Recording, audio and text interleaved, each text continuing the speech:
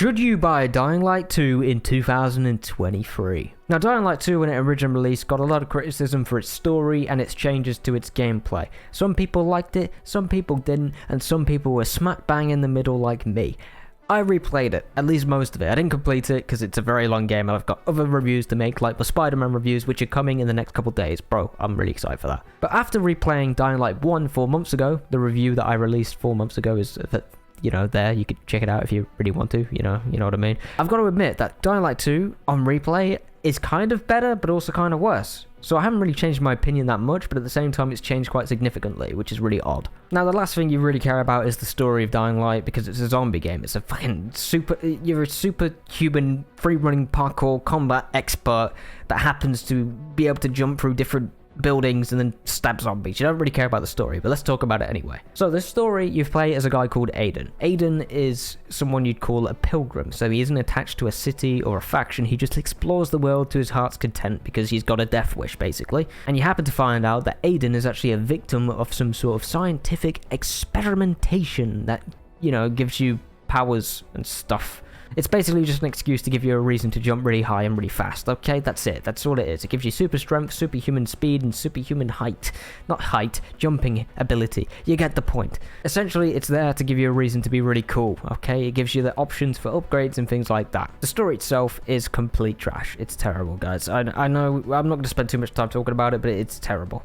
I don't know what the writers were doing, Techland. I know you guys probably worked pretty hard on this, but it's just not it, Chief. It's just not it, okay? Don't do this. If you're going to make a Dying Light 3, writers, relax, take a breath, don't give us superpowers, make it a bit more grounded, make it like Dying Light 1. Just take a breath. A lot of the characters are quite boring. I mean, Aiden, for some reason, Techland have this a way of making good voice actors sound really boring and generic. It happened in Dying Light 1. Crane, I know people for some reason like Crane, but I thought Crane was really boring, just a terrible character. That's who you play as in Dying Light 1.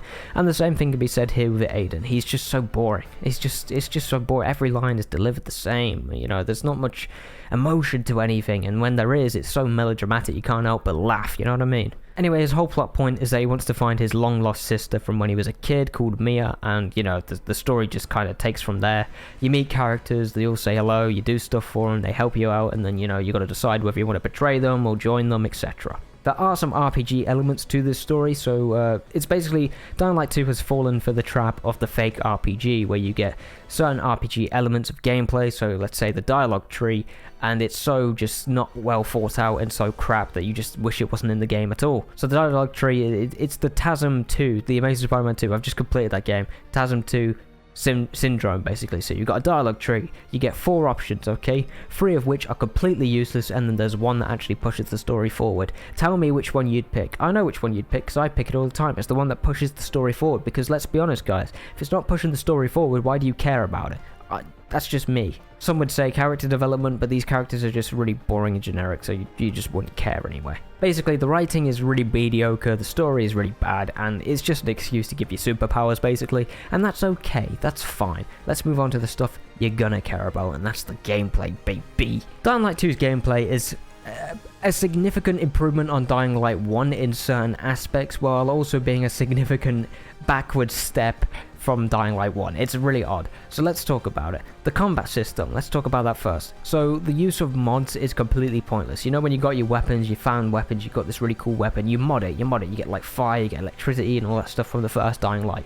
Well, most of that is kind of pointless in Dying Light 2, because you have superpowers, basically. You have superhuman strength. But now the weapon selection in Dying Light 2, it's about the same as Dying Light 1, except you don't get guns. And these weapons, they're pretty cool to use, but at the end of the day, it's basically Dying Light 1. And the weapon variety, while they all play differently, you just get kind of bored halfway through, because there's just not that much going on here. You got like machetes, axes, and all your generic zombie stuff.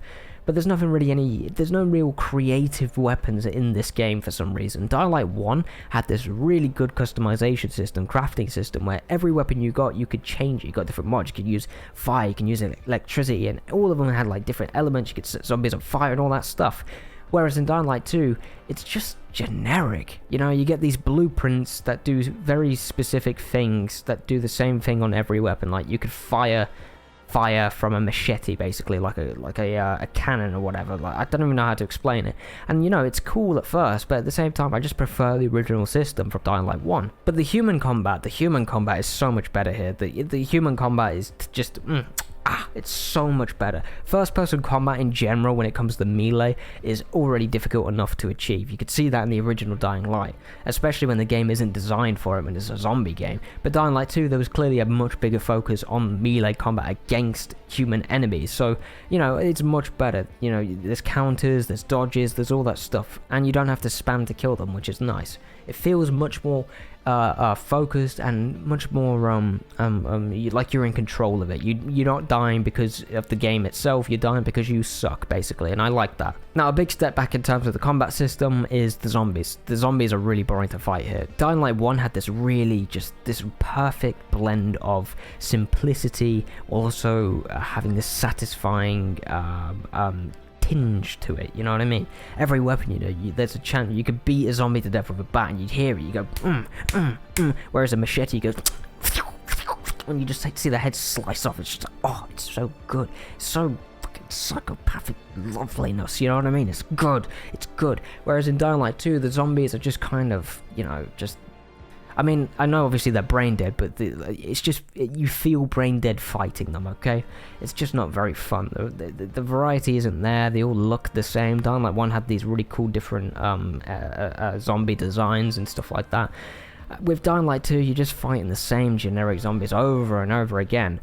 And there's a bigger problem with this when it comes to nighttime, but we'll get to that in a minute. Dying Light 1 had this really great blend of action and horror, blended together almost perfectly. In the daytime, you get the action stuff. At nighttime, you get the horror stuff. But with Dying Light 2, it's just not the same. It just doesn't work. It's constant action, unless you're in very specific main missions, which is very unfortunate because the nighttime was the biggest like selling point of Dying Light 1. This idea that during the day you're this hunter and at night you're being hunted by these volatiles, and they've completely lost that in Dying Light 2. So if you're going in for a horror experience, don't bother. But yeah, it's a good time to talk about the parkour. Yeah, the parkour and free running is just a massive improvement right from the get-go, okay? Dying Light 2 smashes it. Obviously you get superhuman abilities, but the amount of different elements that go into this parkour system is pretty much perfect. I would say, and I mean this with all my heart, it is better than Mirror's Edge, okay? It's better than Mirror's Edge. Accept it. I know it's a zombie game, but it's better than Mirror's Edge. I'm sorry. I could talk about it all day, but you know, this video is already getting too long. So basically, the parkour system is a massive improvement on Dying Light 1. There are a bunch of different abilities that you can unlock. You go through these little gaps. You can wall run now. You can do all sorts of things. And I'm not going to spoil it for you. So if you're planning to buy it, go in there fresh and just experience it. Learn it. It will feel a little floaty at the beginning, but as you progress through the game, it gets much better. And the last thing I want to talk about is the open world stuff. The open world, I'm going to be honest, guys, the side missions, all of that stuff, not very good. It's just not. The stealth is bad. The side missions are bad. It's all the same stuff. It's very Ubisoft, which is unfortunate. Dying Light 1 had these really cool side quests, different DLC quests that would really spice everything up, especially in co-op. But Dying Light 2 just seems to lack that. It's not like the most amazing stuff. It'll get you through it. You're not going to get super bored. You're going to enjoy learning the different gameplay elements with the side content. But it's never going to be memorable. You're going to forget about it the moment you finished it, you know what I mean? Essentially, Dying Light 1 and Dying Light 2 are completely different games. If you're going into Dying Light 2 expecting it to be Dying Light 1, don't do that. Don't do that. Go in like it's a new IP, essentially. That's what Dying Light 2 is. It's like a full reboot of the system that you knew, while also keeping different bits with a different coat of paint, if you know what I mean. That's the best way I could put it. So is it worth buying in 2023? I do actually think it's worth buying, okay? I think it's on sale right now. It's going to be, yeah, it's its anniversary. Hang on, let me double check. Yeah, it's on sale right now. That's really convenient. So, you know, if you're planning to buy it now. Buy it now in the next 2 days. If you want to buy it, it's like 20 quid. Go smash it out. You'll probably enjoy it. If you don't, then, you know, you got 2 hours before you can refund it, probably. So, you know, give it a shot. See what you think. Anyway, those were just my thoughts. Thank you for watching. Remember to keep it classic.